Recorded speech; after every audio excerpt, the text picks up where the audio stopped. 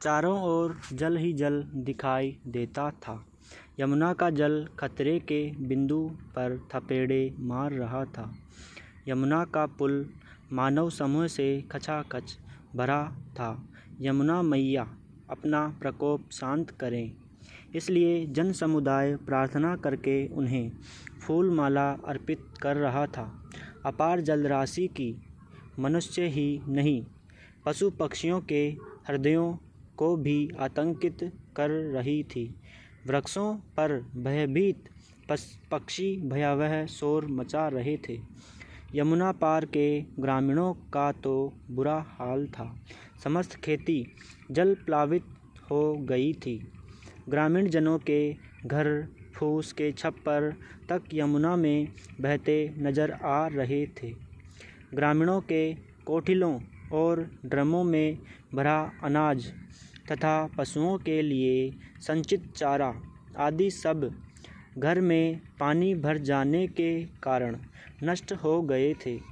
यमुना के जल में बहती हुई अगणित मानव और पशु पक्षियों की लाशें भंवरे के चक्कर में पड़कर डूबती हुई नौकाएं तथा अपने जीवन की रक्षा हेतु जल से संघर्ष करते त्रस्त व भयभीत व बहते हुए जीवित पशु पक्षी सम्मिलित रूप में एक ऐसा भयावह दृश्य उपस्थित कर रहे थे कि मेरा बाल मस्तिष्क आतंकित हो उठा।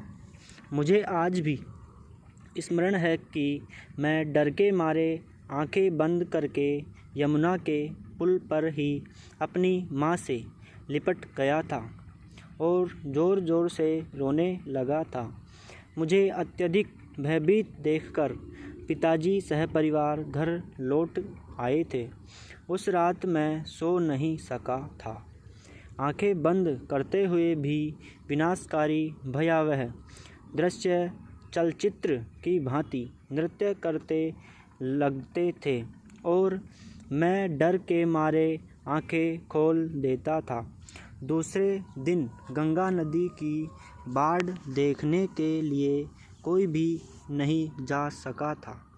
आज भी जब मैं उस विकराल बाढ़ को याद करता हूँ, तब भय मिश्रित आनंद से मेरा रोम रोम रोमांचित हो उठता है। बाढ़ तो जैसे आई थी वैसे ही चली भी गई थी, किंतु उसका कितना भारी नुकसान प्रयागवासियों को सहना पड़ा, उसका लेखा जोखा कौन करे। न जाने कितनी बड़ी संख्या में जन धन की हानि हुई।